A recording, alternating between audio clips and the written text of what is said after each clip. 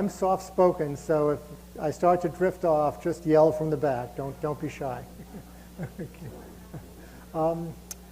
Let's see. So this is a Worcester crowd. So first, I thought I'd ask how many people here don't know who Robert Goddard is. This is great. I travel the country, and I'm always chatting with folks and cab drivers, etc. Can you crank it up a little more even? Okay, great. And I'm always asking people, do you know who Robert Goddard is? And I'm shocked how many people don't. And yet, outside of Worcester, Goddard is revered as this incredible genius. So I thought I'd spend a little time chatting about how I became interested in Goddard, inspired by Goddard, and my life seems to be intertwined with his. So I grew up in Brooklyn, New York in 1952, before Brooklyn was cool. You know, now it's the hipster capital of the world, but when I left Brooklyn, you didn't admit you came from Brooklyn. Anyhow, in those days, Brooklyn wasn't as cool as it was today.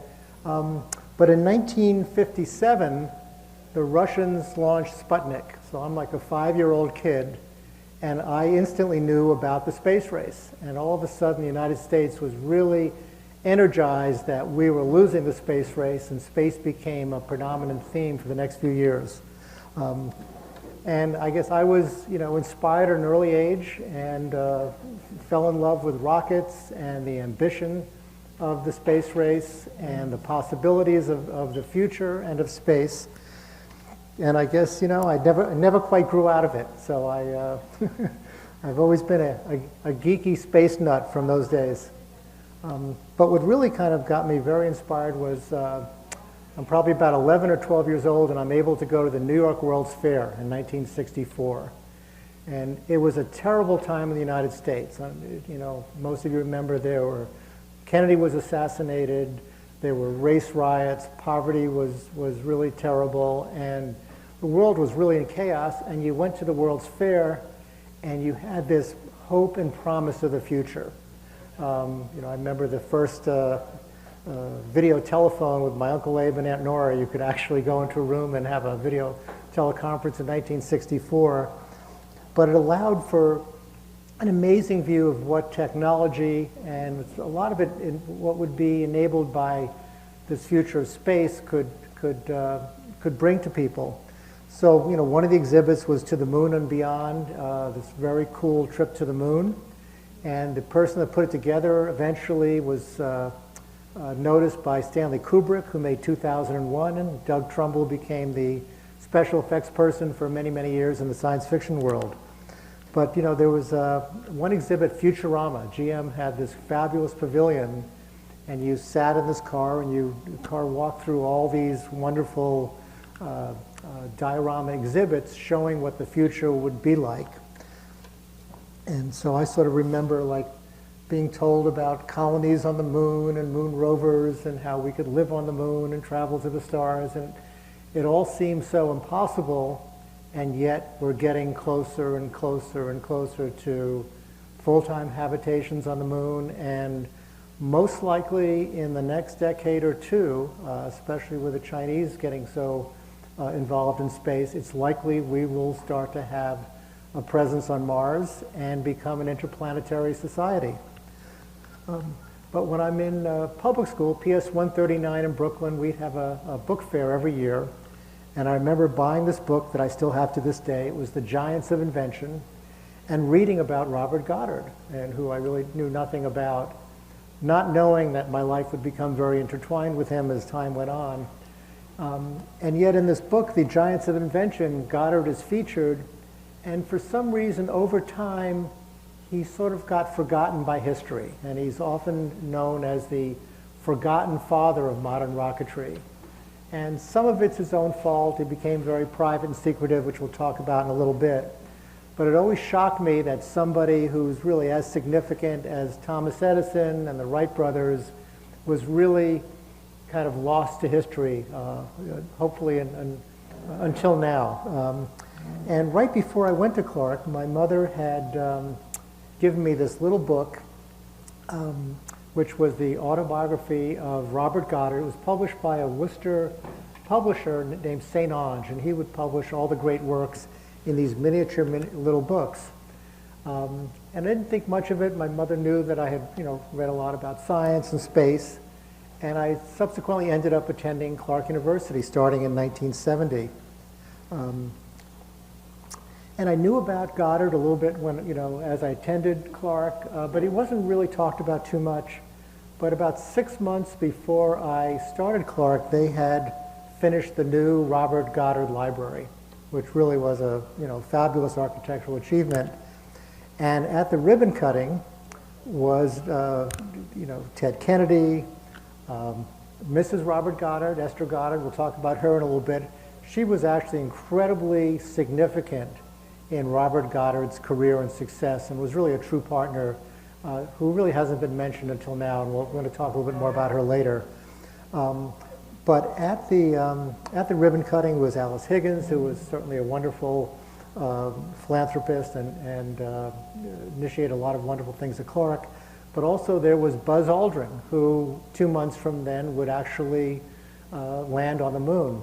What I didn't know until recently, that Buzz's father was a student of Robert Goddard's, became a good friend of Robert Goddard, and that became sort of the connection with Buzz Aldrin to Clark University and to Robert Goddard.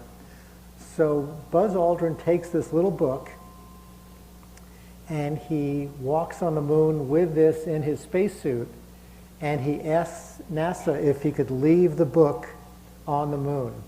And at that point it was, nothing stays on the moon, we're not going to pollute it, and you can't do that.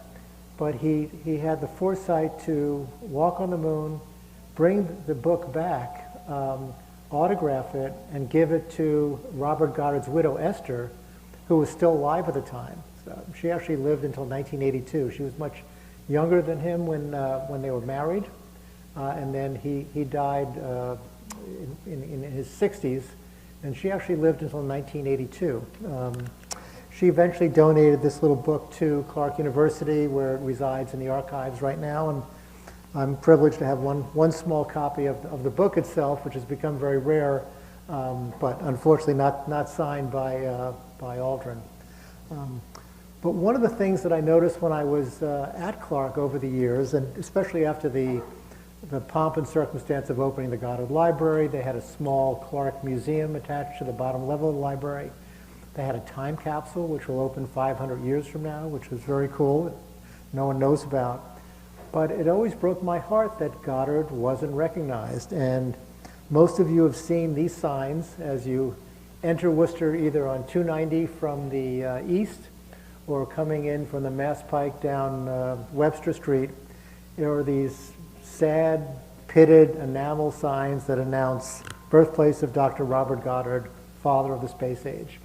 So in Russia, they honor their father of rocketry, and he was a theoretician where he came up with theories of space travel, but didn't build anything and didn't know actually if he could even build a rocket. His name was Tilkovsky. But they built these incredible memorials to their father of modern rocketry, and we're sort of still pretty lackluster. So there's some small monuments around Worcester. There's a small memorial on Goddard Memorial Drive. Clark has a memorial that most people don't even understand how it works. It's very abstract. There's at Auburn Park, there's a replica of Goddard's rocket that was built by some local volunteers.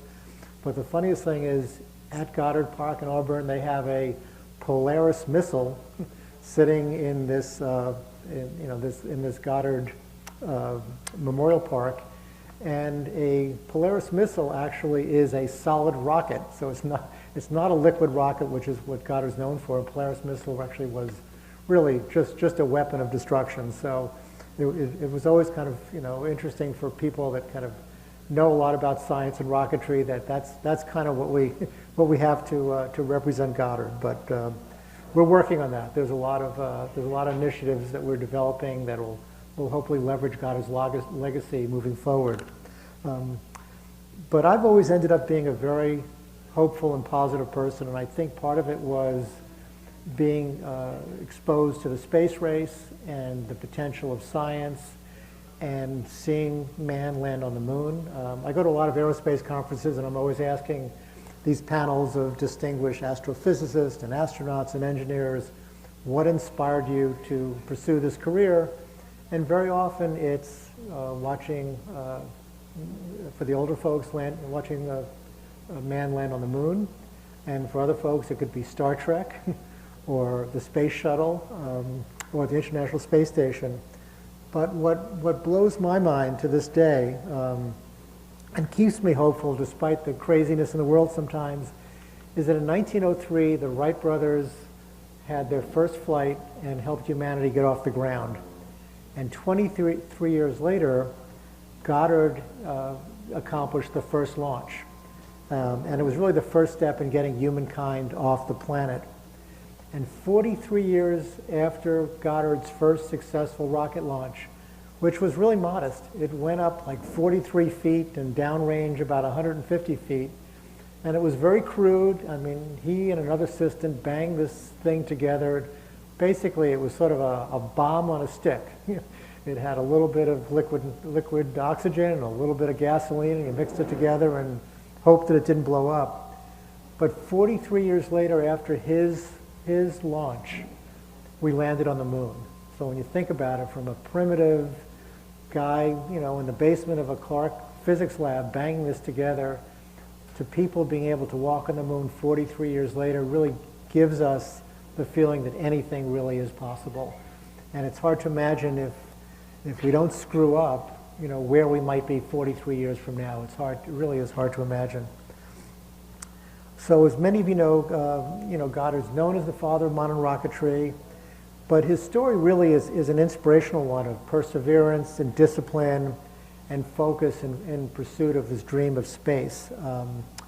His advanced theories of space exploration were so groundbreaking and ahead of his time that they were mocked and ridiculed by his colleagues and even the New York Times.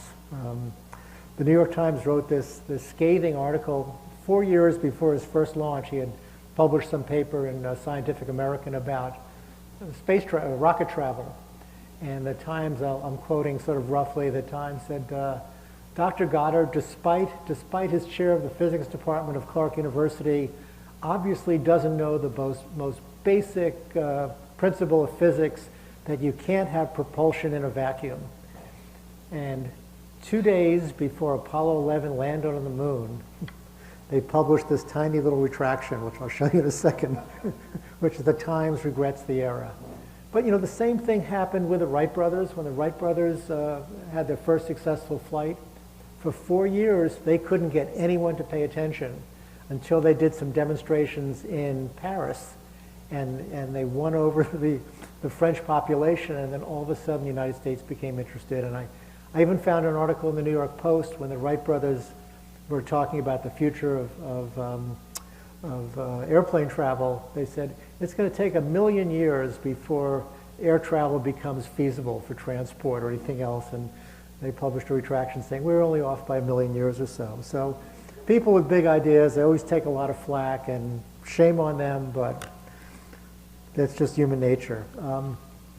The other thing I discovered, I'm really not a history buff or a history major. My background has always been in technology. I had a video production company for 40 years, but I was always known for using futuristic technologies to advance storytelling and hopefully to wow people. But what I've found through my research, which was really stunning, is that Goddard experimented with something called ion propulsion back in the 20s, and NASA is just beginning to use electric ion propulsion for its most deep space spaceships these days. So, many, many years afterwards, after he's mocked by people, his original theory is actually in practice. He also, because he was experimenting with whether you could have propulsion in a vacuum, he also had a patent out and theorized about a vacuum train, that if in fact you could create a vacuum in a long tube, you could put people in a train and transport them from city to city at incredibly high speeds which has become the modern day Hyperloop that Richard Branson and Musk are all trying to develop into something more feasible. And he also experimented with solar power and envisioned being able to collect solar energy from space and be able to beam it down for terrestrial power on Earth, many, many years before it was even theorized. And Carl Sagan wrote an essay when Viking was sending back the first pictures from Mars, the first pictures of us landing on another actual planet. He wrote that there's no doubt in my mind that the pictures we're seeing today wouldn't be possible without the accomplishments of Robert Goddard. So here's this just little retraction of the New York Times. You can see how small it is. So one of my plans, hopefully, we'll talk about the Centennial a little bit, is to get the Times to publish a much better retraction and really kind of pay some mea culpa for it. So one of the things we're trying to do now with Goddard is we want to leverage his legacy, not so much necessarily just to look back to the historical aspect of it, but to use his legacy to see if we can inspire a lot more young people, which really is really critical these days. But I'm not sure if all of you knew, but the new Webb telescope that's sending back pictures from the furthest reaches of space and changing our fundamental theories of the creation of our solar system, the Webb telescope was actually built at NASA's Goddard Space Flight Center, which is their premier research center for space exploration. And I've had the privilege of going down there a few times, and if you mention Robert Goddard, it's like they're so in awe of who he was and what he did. So it's wonderful being around people like that who sort of get it. But what's said is, despite his accomplishments, he's revered in the aerospace community, but he's really not that well known by anyone else, and that's one of the things we're trying to change. So being a Clarkie and being in love with Worcester, I've been here 50 plus years, except for a couple of years in graduate school. I was always a little discouraged by how little was done for Goddard, and I was actually out of state at the time, and I read in Spectrum Newsfeed just a small little article, and it was most historic building in Worcester, Robert Goddard's birthplace, unwanted by physicist alma mater. So both Clark University and WPI had been approached saying, hey, we're about to sell this place and sell off all the land and develop it. Would you be interested? And for whatever reason, Clark and WPI declined. And I had known that being a Clarkie, and I was teaching in the 80s, that when Mrs. Goddard died in 82, in her will, basically the house, Robert and Esther had actually willed the house to Clark and WPI, and they said no thank you once again. And they actually took all the contents of the house and had an auction out in the field in front of the house and sold off all the possessions, sold the house. And I think WPI took Goddard's piano, and Clark took Goddard's desk, which turns out was actually Esther's desk. So in one of the more impulsive acts of my life, I read this article, got really depressed, probably had a couple extra scotches that evening, and woke up the next morning and said, this can't happen. Posterity cannot allow Goddard's house to be destroyed. Future generations would find that abominable and disgraceful. And sight unseen, I called up my local friend who was a realtor and said, buy it. So it was, my wife's not here, unfortunately, this morning, but I didn't even tell my wife initially because it had to happen so quickly. The market was very hot at that time, and houses were selling literally overnight.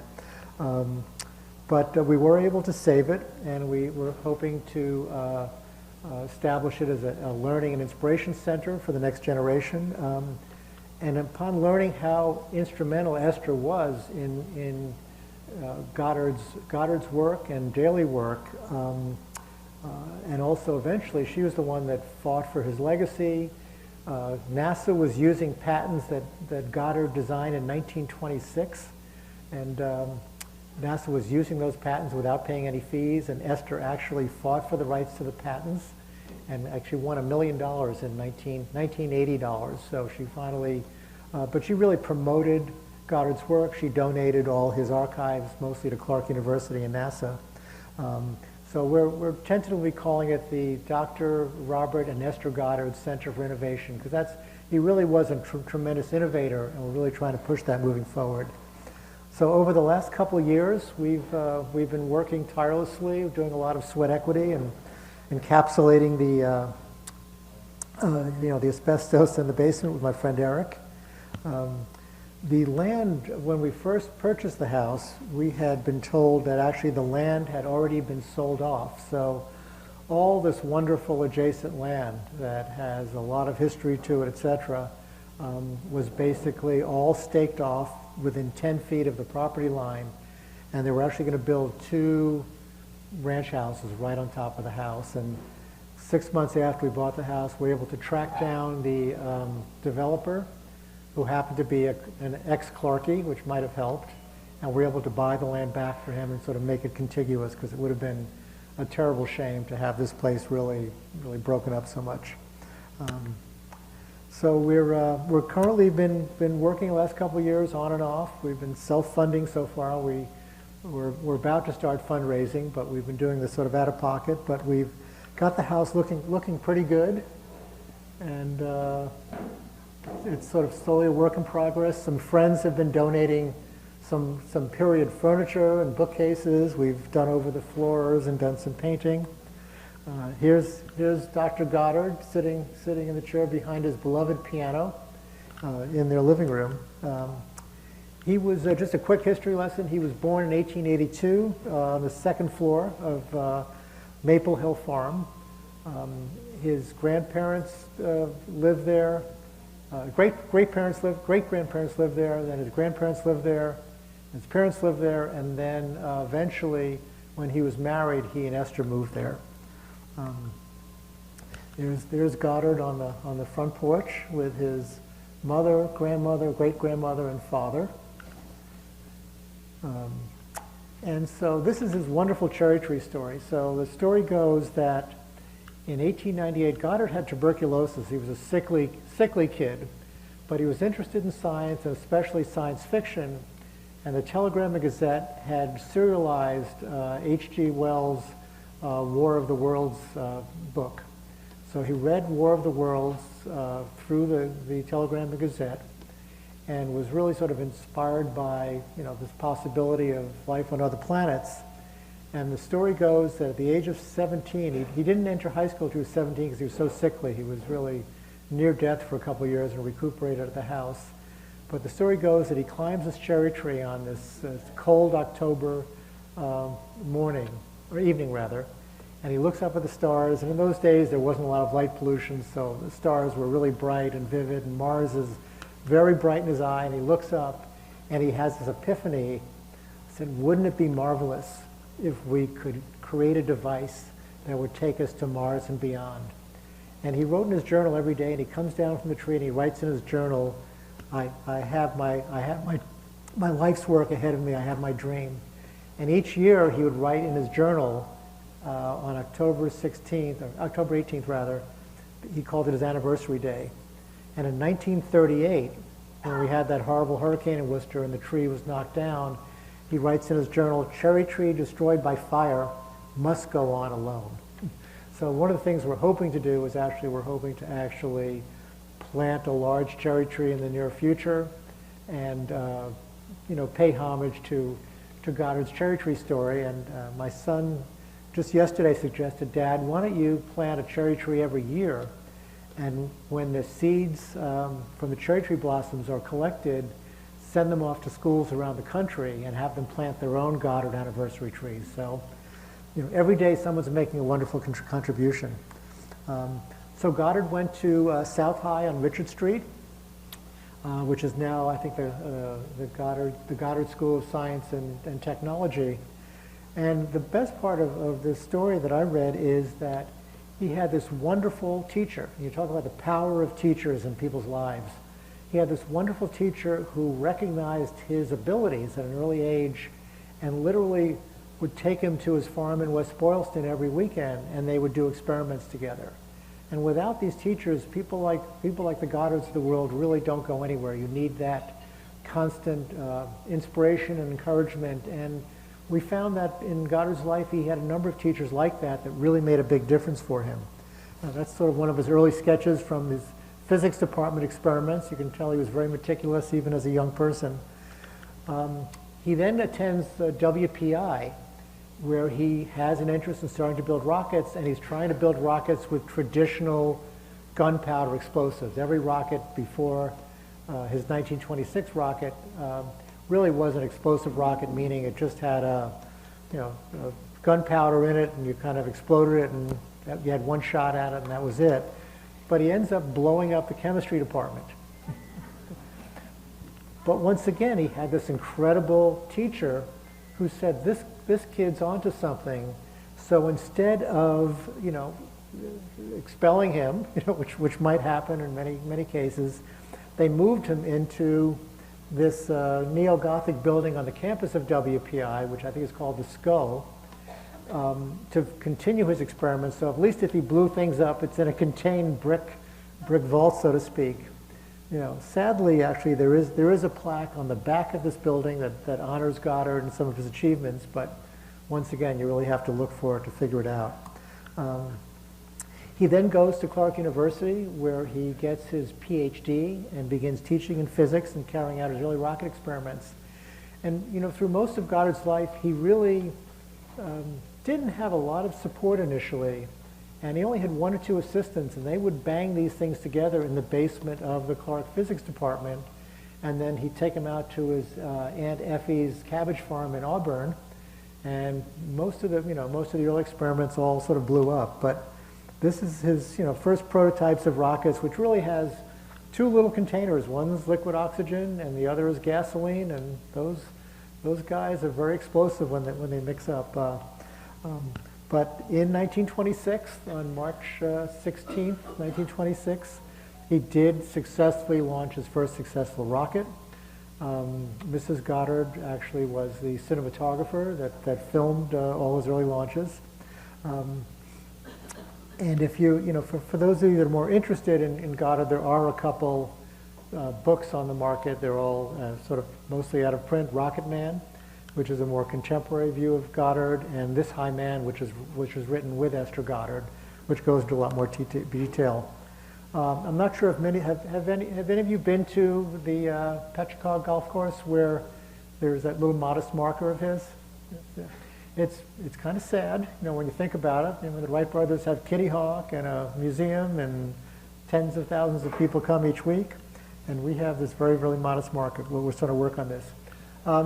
Some friends of mine in California, this wonderful group of people on their own dime, have started to create these 3D modeled recreations of significant moments in history. And they actually came to Worcester on their own, went to the golf course, measured everything, got all the photographs they could, and they created this little 3D model that shows kind of how they actually, what the launch site really looked like. And there's his assistant, Mr. Kisk. The way they would light off this rocket is they had a blowtorch on the end of a stick, and they would actually pressurize this device with some tubes, and the gas would start coming out, and he would light this sucker, with a blowtorch and basically run away. But this is probably the most historic recreation of what this site was like. And this is their blockhouse in case it blew up. And there's Robert in the middle. And there's Esther on the right, she's the filmographer, and she actually typed up his notes every day. And she has this September film camera. And this was his first successful launch. There's a whole bunch of stories about what happened with Goddard afterwards, but basically he started to blow up a number of rockets, and people in Auburn started to think there was, a fire or someone was, attacking Auburn, etc. So the Auburn fire chief comes and basically says, Goddard, no more. You can't do any more experiments here. They're a danger to the community. He then proceeds to Fort Devens nearby, and for a few years tries to do some of the experiments there, but it's not an ideal situation. It takes him an hour and a half to get there. The rockets are very flimsy, and he trails them in the truck, and it wasn't that successful. But Charles Lindbergh reads about Goddard in the newspaper, and especially of the fire chief saying, no more, Robert. He ends up flying to Worcester, Mass, and visiting the Goddards, and sits on the Goddards' porch and spends a number of hours with Robert and Esther. And Esther recalls that he had 2 pieces of her chocolate cake. But he convinces Robert and Esther to meet the Guggenheim family. And Harry and Daniel Guggenheim eventually fall in love with Goddard's dream and begin funding him to the point where all his future research was much better funded. He moves to Roswell, New Mexico, where the conditions are a lot more favorable for rocket launch and safety, etc. And he makes some significant achievements over those years.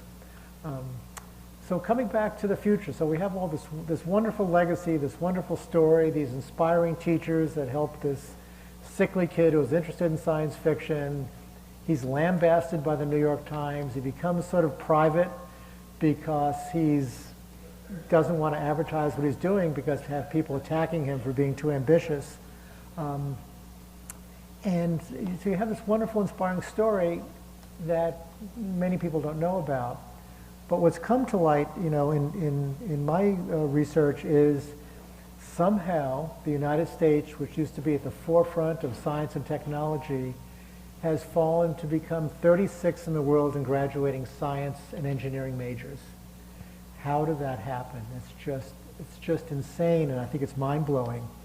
And there's 1.5 million STEM jobs, in science, technology, engineering, and math that go unfilled because they don't have enough qualified candidates. So there aren't enough people pursuing science and engineering. And STEM and STEAM initiatives, which are wonderful and have millions of dollars of free, wonderful educational resources, has been a much harder sell than people imagined in terms of getting more people having their imaginations ignited. And countries like China are outpacing us in research and development and artificial intelligence. They're building space camps for their kids. They're building Mars colonies out in the Gobi Desert so kids can kind of really aspire to the promise of science and space. So that's kind of got me, not only feeling like Robert Goddard's not appreciated, but how do we take his legacy and all the people that kind of came after him, all the modern day Goddards, how do we turn that into a force, of greater good and maybe change this dynamic?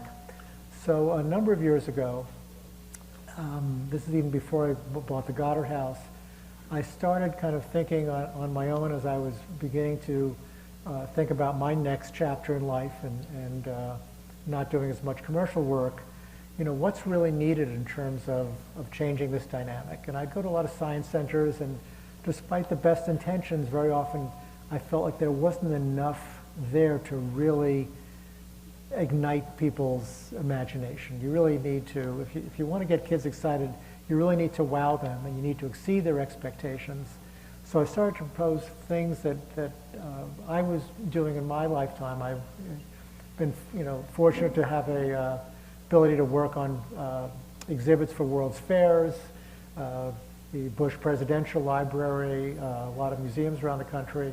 And I sort of knew how to wow people. So I said, let's take the Goddard Legacy and let's try to leverage that into something for good. So I started a nonprofit called the Wonder Mission, which its goal is really to bring the universe down to Main Street, but it's really to inspire this next generation of scientists, engineers, explorers, and more importantly, people that dream big. And in 852 days from today, we'll be celebrating the 100th anniversary of Goddard's achievement, the Centennial. By Goddard in Auburn, Mass, a Worcester boy, and really ushered in the dawn of the space age. When the Wright brothers had their centennial in 2003, which advertised as first flight centennial, they had tens of thousands of people show up. President of the United States spoke. We're joking, John Travolta spoke, because he's a big aerospace person. But it was really a notable achievement, and every kid in the United States knows who the Wright brothers are, and Thomas Edison, and Graham Bell, et cetera, et cetera. And yet, now that space has also gotten kind of cool. Space has gotten sort of sexy. We're doing amazing things, despite, as much as I'm frustrated with Elon Musk talking too much about stuff that he shouldn't be talking about. The guy has reinvented the space age, and I think Friday of this week he's supposedly going to try his next launch of Starship. But the only reason we're resupplying the International Space Station right now is because of SpaceX and all the wonderful young engineers that work on that. But when you think about it, space is cool now, and kids kind of get it, and we're landing rockets vertically, and we're going to be in Mars sooner than later. That our centennial should be more significant than even the Wright brothers. So they helped humanity off the ground. Goddard got humanity off the planet. So we're starting to promote the idea of this first launch centennial, and we're really trying to create a movement. We're just literally in the last few weeks just started fundraising. I've been kind of waiting a couple of years to get my act together and all the pieces in play.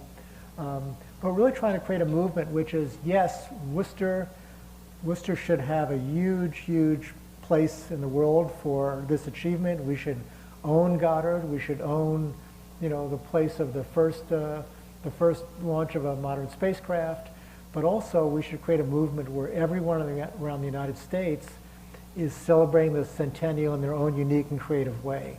Like every science museum and every science class in the United States should try to think of ways you can leverage the centennial in their own way. And it shouldn't be just something that has to be gated through my nonprofit or through Worcester, et cetera. But think about, gee, how should the Air and Space Museum honor Goddard? How should a classroom in Kansas that is teaching science or physics honor Goddard?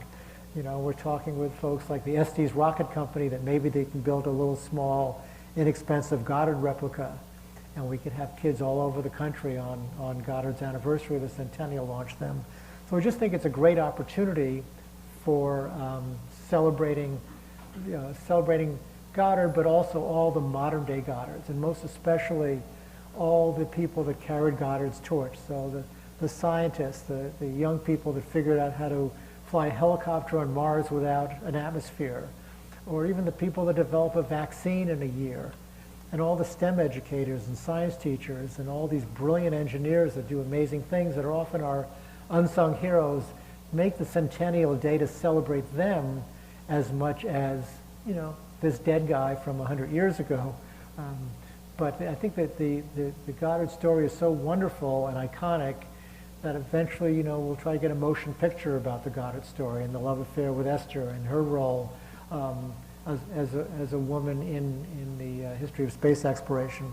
So one of the things that I'm raising funds to begin to do, and I'm actually off to a theme park and attraction trade show in a few hours, off to Orlando, is to build some installations and immersive environments that really can blow people's minds, especially young kids' minds, and really wow them. So one idea is sort of the bookmobile on steroids, that people could actually, this truck could travel the country, or multiple trucks could travel the country, serve underserved schools and communities where they're not going to go to a science museum, and that basically have these incredibly immersive experiences, the things you would see back in the old days of the World's Fairs. I really wish we'd have more World's Fairs again, because they really pushed the limits of imagination and design, and I think inspired a lot of people.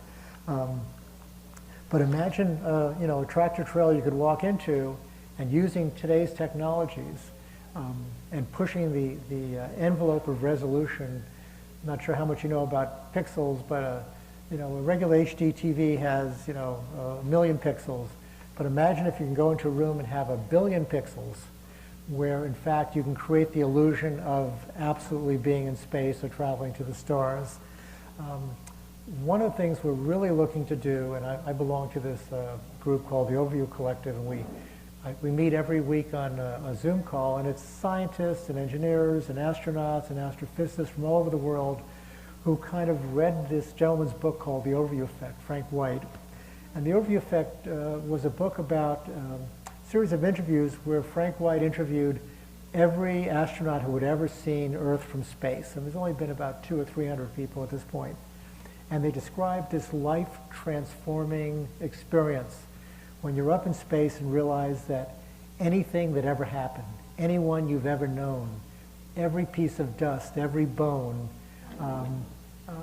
everything that ever happened is just sitting on this little blue marble in this void of blackness with this really super thin atmosphere, and that there's no geopolitical lines, and there's no Saudi Arabia, and there's no Texas, and there's no United States. It's just one big mass, and how transformative that is for people. And so it's one of the things we're trying to actually build is either a permanent installation, maybe for the Centennial we'll build it permanently in Worcester. We're talking, with some folks about possible locations for that. Or maybe it's a traveling exhibit that goes from museum to museum. And with that would be a series of experiences. So this one's called the Galactic Traveler. So using all the Google Maps data they have now for Earth, but also now they've mapped every inch of Mars is mapped in 3D form these days. Kids could actually use body gestures to actually fly over the Earth. And by changing their body gesture, they can go faster and faster, but we really could have them fly over the Earth and then actually fly over and land on Mars. And the idea of using these new virtual reality glasses, like the new Apple glasses that have been introduced, of creating a virtual environment in a school gymnasium. So imagine if you take a school gymnasium, you turn the lights down, and you give each kid a set of virtual reality, super high resolution glasses. They'd have the ability to walk through a moving galaxy and interact with that. I mean, that's what we need. You need something that really blows people's minds if you want to ignite that. We all have that natural curiosity, and human beings are very curious, and we always want to know what's over the next mountain, but you need that spark, and that's kind of, I'm trying to be one of those sparks, and also be a little bit of the Paul Revere of the Centennial, which is the Centennial's coming, the Centennial's coming. It's a great opportunity to do a lot of wonderful things. And the other crazy idea that's sort of come from all my meetings around the country with some folks at NASA and the Smithsonian is the idea of a national space trail. So years ago, I produced a video for the Boston Freedom Trail. And what was cool about it is I could, by videotaping and creating this piece, we could take people places they could never see on the Freedom Trail. So I got to climb up in the Old North Church and show people why it was so significant to put the lanterns there, because you could really see so many different parts of the Boston area. But the idea would be it would start at the Robert Goddard House, and it would actually travel both physically or virtually. So it would be a road map, but you could also use VR glasses, so kids that couldn't normally travel that way could basically travel to every site of the United States that was seminal to not only the history of space exploration, but also the continuation of science and space exploration. And I only was able to fit about 30 or 40 of these places on the map, but there's probably another 100 around the United States. And just kind of giving Roach in your area, there's this, and this area of that, or maybe you're not going to be able to afford to go to the Air and Space Museum, but let's find a way that kids can explore that, without great difficulty. What was most validating most recently is the new Air and Space Museum in Washington. They just spent $1 billion renovating. It's been around for 20 or 30 years. And I was at an aerospace conference there last May, and I walked into the new entrance and was so gratified to see they have a giant lobby area that's twice as big as this, with LED signs that talk about space and flight and vision. I think I have a slide coming up in retrospect, but the only exhibit in the entire big volume of this lobby is Robert Goddard's rocket, which was so cool. So they get it. we're definitely onto something, and Worcester should definitely have a piece of that. So, we're also talking about different Centennial events of, projecting rocket ships on City Hall.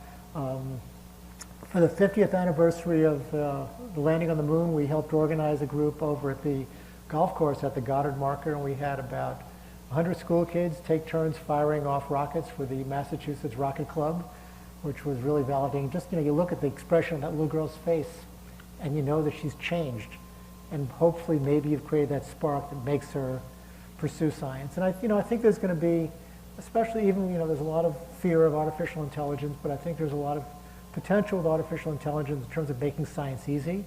So many people are scared of the math of science and engineering, and if, the same way a calculator took a lot of the drudgery out of math, perhaps AI can make math a little easier for people to understand or leverage moving forward. And that's kind of it. We're trying to plan a movement, so we ask you to spread the word, to share the idea of a Centennial with friends and colleagues. The Goddard House is sort of open by appointment only. If you really have a strong interest in Goddard, you can reach out to me at thewondermission.org, and I'd be happy to walk you through or take you around. It's looking pretty good these days. Well, thank you so much for coming and listening. I appreciate it.